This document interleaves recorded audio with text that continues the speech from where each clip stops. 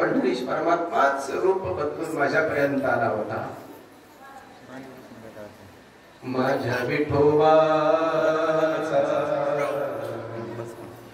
ऐसा प्रेम भाव आपणाची देव होय गुरु. आणि मला जे अपेक्षित होतं माझा देहभाव समूळ नष्ट व्हावा आणि अंतकाळी त्याने मला त्याच्या स्वरूपापर्यंत घेऊन जावं, ही अवस्था माझ्या जीवनामध्ये त्यानेच प्राप्त करून दिली. पडिये देह भाव पूर्वावी वासना अंती देह पासी न्यावी. सगळ्यांना एक हात जोडून विनंती करतो, आपल्या जीवनामध्ये जे कुणी श्री गुरु म्हणून आपल्याला मिळाले असतील ना, आयुष्यात माणूस म्हणून पाण्याची चूक त्यांच्याकडे करू नका. मी नेहमी सांगत असतो, ब्रह्म निर्गुण निराकार आहे, ब्रह्म निर्गुण निराकार आहे, परंतु तेच ब्रह्म सगुण साकार रूपामध्ये जर पाहायचं असेल, पुरविती अर्थ शिष्याच्या उघडे परब्रह्म सद्गुरूची मूर्ती पुरविती अर्थ शिष्याच्या. आणि असा विश्वाचा चालक मालक श्री गुरुच्या रूपामध्ये आपल्यापर्यंत येतो.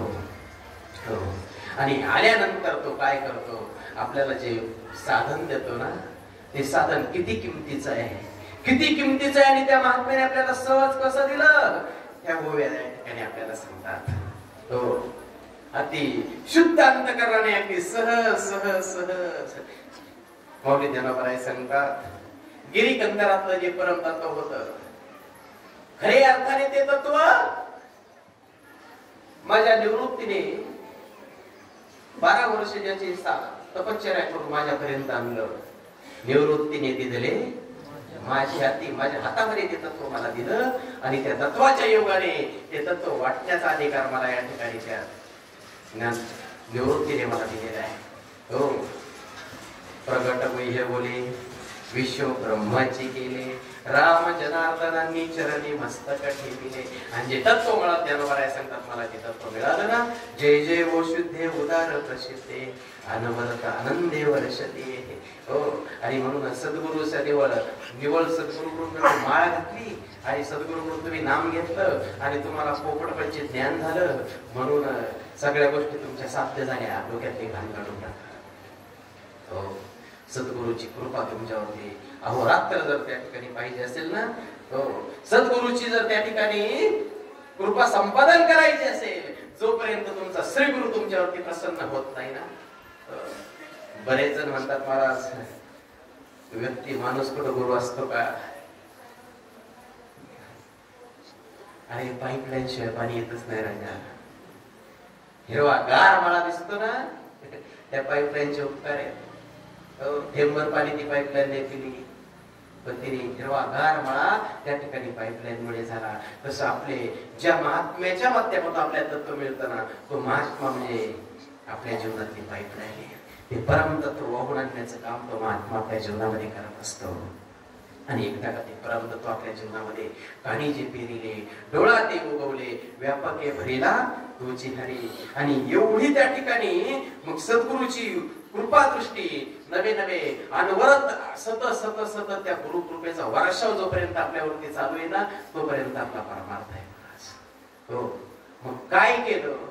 जसं पहा, एखादा आज तुम्ही बऱ्याच ठिकाणी जर पाहिलं असेल ना, तर काही सर्प असे असतात की ते पायाला विळखा घालतात अगोदर पूर्ण पायाला आणि नंतर चावा घेतात. असे काही सर्पाच्या जाती आहेत.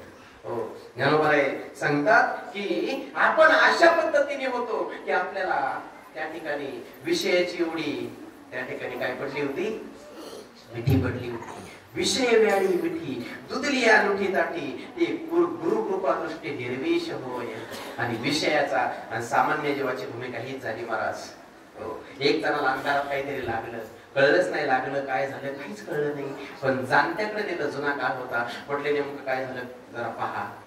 रक्त भंबाळ झालेला तो पाय पाहिला आणि म्हणून एक गुळाचा खडा त्याला खायला दिला. गुळाचा खडा खाल्ल्यानंतर तो म्हणतो, मला काय कडू पदार्थ खायला दिलाय, माती खायला दिली, ढेकळ खायला दिला. महात्म्याने दुसरा एक प्रयोग केला. एक हिरवीगार मिरची त्याला खायला दिली. मिरची खाल्ल्यानंतर तो म्हणतो कशाची शेंगे, फार गोड आहे. महात्मा जाणता होता. महात्म्याने जाणलं महाराज काय, ज्या अर्थी कडू पदार्थ त्या ठिकाणी गोड पदार्थ कडू लागतो आणि कडू पदार्थ गोड लागतो, तिथं विषबाधा झालेली असते. हा विज्ञानाचा सिद्धांत आहे. आणि म्हणून सद्गुरूने आपल्या जीवनामध्ये तेच केलं महाराज. हो, विषय ओढी बोलले जीव, सांगा यांची कोण करील किव, न उपजे नारायणी भाव. अरे नारायणाच्या ठिकाणी भाव उपजत नाही. विषयांना झालं जग. ज्ञानोबराय ओळी टाकतात. विषय विषयाचा परिपाडू, गोड परमार्थ लागे कडू, कडू विषय तो गोडू जीवाशी झाला. आणि मग ही अवस्था त्या जीवाची झालेली आहे. त्याला विषयाची भीती पडलेली आहे. आणि म्हणून ज्ञानोबराय त्या ठिकाणी सांगतात की विष बाधा झालेले सुद्धा विषयाचं निर्विष करण्याची ताकद श्री गुरुची आहे. म्हणून त्या ठिकाणी ओवी टाकली ज्ञानोबरायाने, विषय व्याळी मिठी दिदली अनोठी दाठी, ती तुझी गुरु कृपा दृष्टी. गुरुची कृपा दृष्टी झाल्याशिवाय विष जात नाही. हो, नवे नवे तुकोबराय बोलून गेले, मला माझ्या बाबाजी चैतन्याने दिलेल्या नामाचा मी छंद घेतला, त्याचा परिणाम असा झाला, माझी मज झाली अनावर वाचा, छंद या नामाचा घेतलासे. आणखी तुकोबराय काय बोलले माहिती का? हो, माझा कंठ झाला, माझी वाचा कुंठित झाली, मला त्या ठिकाणी डोळ्यातून अश्रूंच्या धारा आल्या, माझ्या अंगावरचे रोमांच मिळाले. ही अष्टसात्विक भावाची अनुभूती झालीच झाली. परंतु तुकोबराय तुम्हाला अपेक्षा अशी होती की तो निर्गुण निराकार परब्रह्म, तुमच्या स्वरूपातला परब्रह्माची अनुभूती तुम्हाला अपेक्षित होती, ती आली का? तुम्हाला तो विठोबा भेटला का? तुकोबरायांचा त्याचा एक गोडा मुंग आहे. तुकोबराय गोड वर्णन करतात. 15 दिवसा माझी झाला साक्षात्कार, विठोबा भेटला निराकार. मला निराकार स्वरूपामध्ये भेटला. पण केव्हा बाबाची चैतन्याची कृपा माझ्या जीवनामध्ये प्राप्त झाली तेव्हा. आणि त्या नामाचा मी छंद घेतला. आणि तुकोबराय बोलून गेले. मग त्याचा परिणाम काय झाला? म्हटले, विषयी विसर पडिला निशेष, अंगी ब्रह्मरस ढसावला. आणि मग तुकोबराय सांगतात, माझी मज झाली अनावर वाचा, छंद या नामाचा घेतलासे. आणि म्हणून तिसऱ्या ओळीमध्ये ज्ञानोबराय सांगतात, तरी कवना देता पोळी, कैशेनी व शोक जाळी, जरी प्रसाद रस गल्लोळी पुरेशी. आणि म्हणून त्या ठिकाणी कितीतरी जन्मांतरामध्ये फिरून फिरून फिरून फिरून फिरून फिरून त्या ठिकाणी आलेलो आपण. हा सामान्य जीवाला एवढ्या वेदना महाराज, जन्म मरणाच्या वेदना सामान्य नाही. आणि म्हणून त्या वेदनेतून हा जसा एखाद्या तापल्या तव्यावरती जर पाणी टाकलं तर ते काय होतं, त्या पाण्याचं काही सेकंदामध्ये बाष्प होऊन जातं. तेवढं त्या ठिकाणी दुःखाने मी तापलेलो आहे. परंतु ज्ञानोबराय सांगतात, निवृत्तीची माझ्यावरती कृपा झाली. आणि मग निवृत्तीचा निवड मला नामाचा प्रसाद ज्या दिवशी मिळाला ना, त्या दिवशी हे सगळं त्या ठिकाणी संपूर्ण गेलं. आणि मग एवढंच नाही, योग्यांना जो परमात्मा अवगत होत नाही, तो परमात्मा माझ्या सद्गुरूने मला तो त्या ठिकाणी दाखवला. म्हणून ज्ञानोबरायांचा गोड अभंग आहे, योगिया दुर्लभ तुम्या देखीला साजनी, पाहता पाहता नमुरे जरी देखीला देखीला मानवांचा देव. म्हणून मी त्या देवाला पाहिलं जो योग्यांना दुर्लभ आहे. हो, जो योग्यांना, म्हणून योग्याला जे सुख मिळत नाही ते सुख आम्हाला त्या ठिकाणी आमच्या श्री गुरुने त्या ठिकाणी प्राप्त करून दिलं. आणि म्हणून वास्तविक पाहता श्री गुरु नेमकं काय करतात, ते तत्व देऊन त्या तत्वाचा अंगीकार करून आपल्याला त्या स्वरूपापर्यंत नेऊन पोहोचवतात. मला गबाई माझ्या गुरुने नेले एकांत, ज्ञानाचा वाग लाविला हृदयात, सद्गुरु सेवा दे मज देवा, जेने सार्थक जन्माची जगल्या ठाई मग भय नाही केल्या मागील धर्माचे दासी असता राणी झाले पदर लागता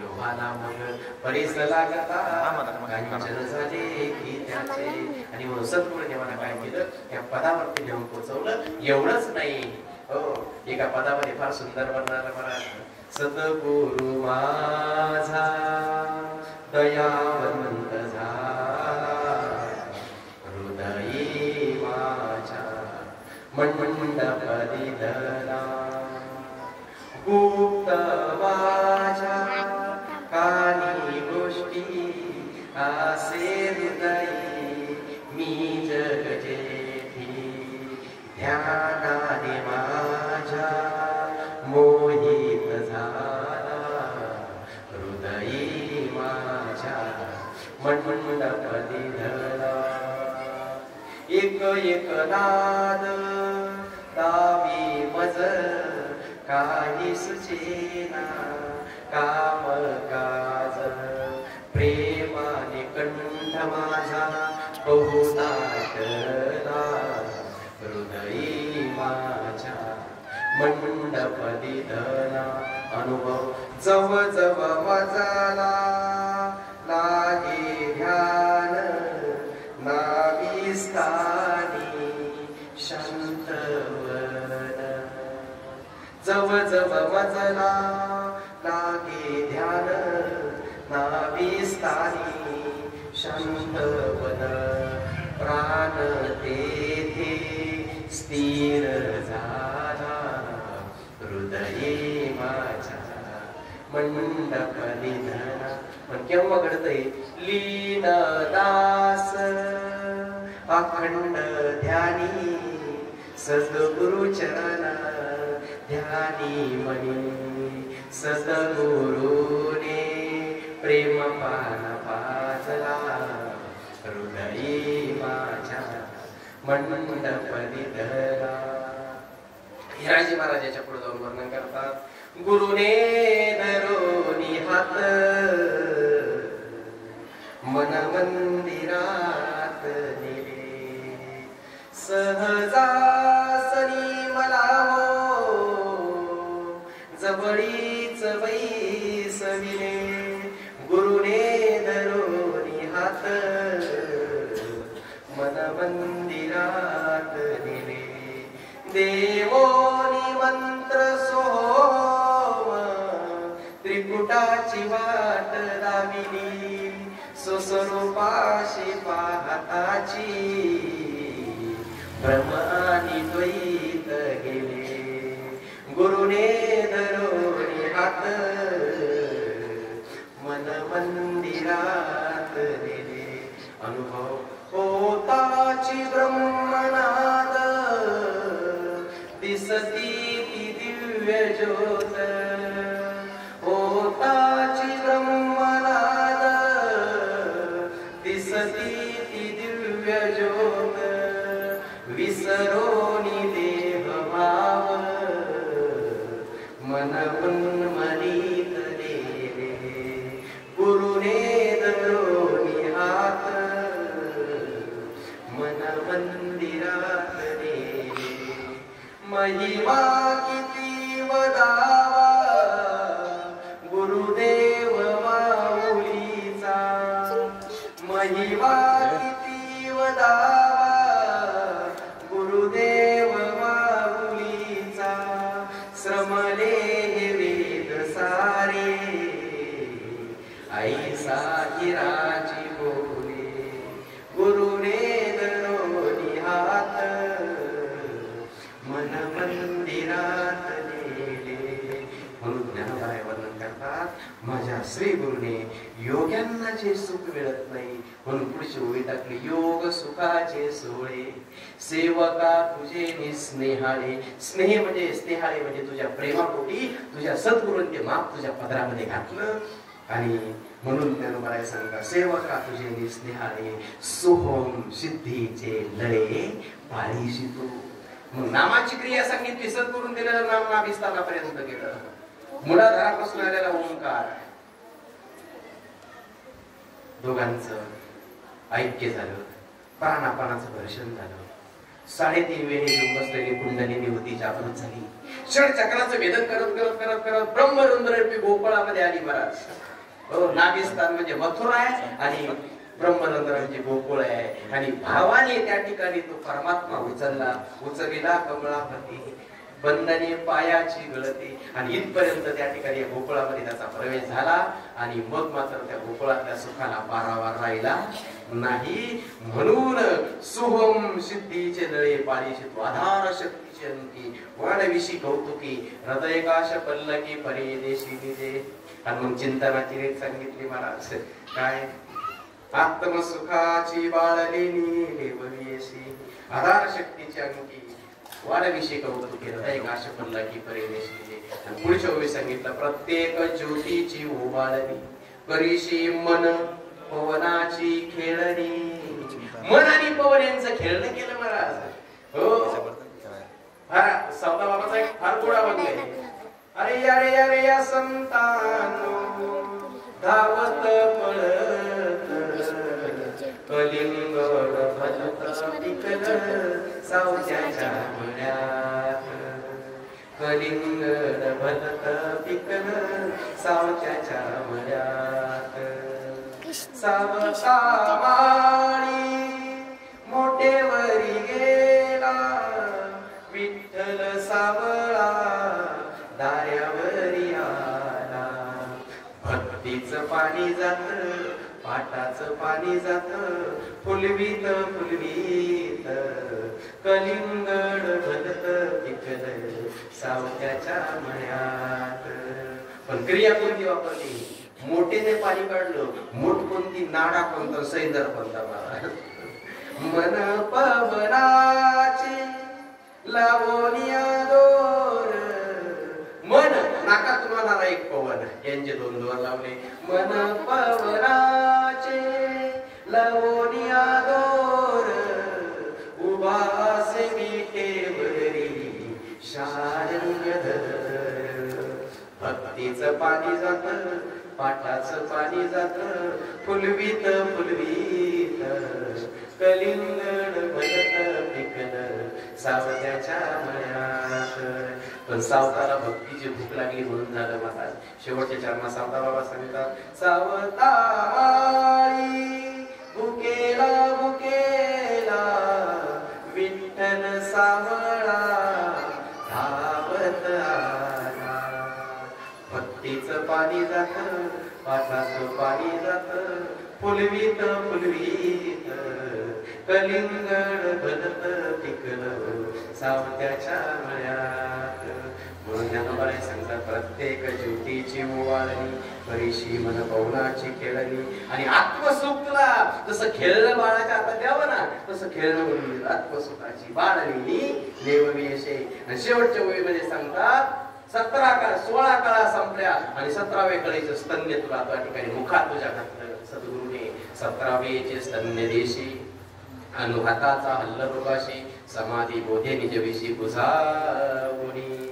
आणि ते 17वी काळात तुला प्राप्त करून ते 17वीचं स्तन्य तुला त्या ठिकाणी सद्गुरू तुझ्या मुखामध्ये घातलं. आणि अनुहात ध्वनी तयार झाला महाराज. अनुहात ध्वनी म्हणजे सामान्य नाही, मला वेळ नाही सांगायला. काय अनुहात ध्वनी? शिवस्तुतीमध्ये एकच वर्ण आलं महाराज.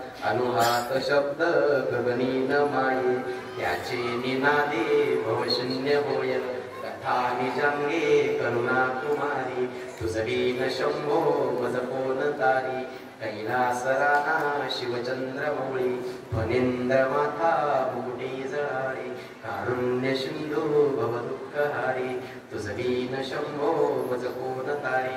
म्हणून कथा निजांगे करुणा कुमारी कथेचा विवाह भगवंताशी होत नाही, परंतु अनुहात ध्वनी नामाशिवाय तयार होत नाही. आणि तो ध्वनी तयार झाल्यानंतर भव भव राहत नाही, भव शून्य होय. आणि एवढ्या लक्षणाने तू युक्त आहे साधका. म्हणून शेवटच्या ओळीमध्ये माऊली त्यांना बघायला सांगता मनोनी साधका तू माऊली. हे साधका, अरे तू माऊली आहेस माऊली. हो, या कारणे मी सावली न सांडली तुझी. म्हणून या कारणाने मी तुझी सावली सांडत नाही. का? कारण पिके सारस्वत्व तुझे पाऊली, सरस्वती विद्या तुझ्या पावलाखाली जन्म घेते. हो, म्हणून श्रीपाद बाबा, रामदास बाबा, दादा यांच्या कृपेने महाराज हो गेल्या वर्षीचे पेताळ ह्या वर्षी कीर्तनकार झाले. काय बोलतो मी? गेल्या वर्षीचे पेताळ ह्या वर्षी कीर्तनकार झाले आणि बाहेर लोकांची चर्चा सुरू झाली, यांना काय भेटलं? काय भेटलं नाही. नाम साधना केली ना तर सरस्वती विद्या पावलाखाली जन्म घेते, पावलाखाली. मग पावलाखाली जन्म घेते तर मुखातून सरस्वती बाहेर पडलं काय अवघड. आणि म्हणून अशा पद्धतीने मौनी जनावरे आपल्याला धन्यता देतात. यथामती आता शक्ती ओळीचा तात्विक भाव तुमच्या समोर मांडला. योग्य आहे ते समर्थ सद्गुरूच आहे. बोलण्याचे म्हणजे इच्छा नव्हती असं नव्हतं, परिस्थिती अशी आहे. हो एक तर तुमच्यासारख्या लोकांसमोर काय बोलावं पहिला प्रश्न, आणि त्याच्यातली त्यात बोलायचं ठरलं तर दिलेल्या वेळात काय बोलावं आपण दुसरा प्रश्न. म्हणजे दिलेल्या वेळात काय बोलावं हा दुसरा प्रश्न. आणि तिसरा प्रश्न असा होतो की शाळेतून असा जातो या कपड्यावर म्हणजे हे सोंग पुढे दाखवतात सगळ्यांना. पण ते श्रीकांत भाऊ काय संजीव भाऊ ते ऐकतातच. आणि म्हणून बोलण्याचा योग आला. आणि म्हणून दादांच्या कृपेने तुमच्यासमोर बोललो. याचा विचार करा आणि सगळ्यांना प्रेमाचं कळकळीचं निमंत्रण नगरपासून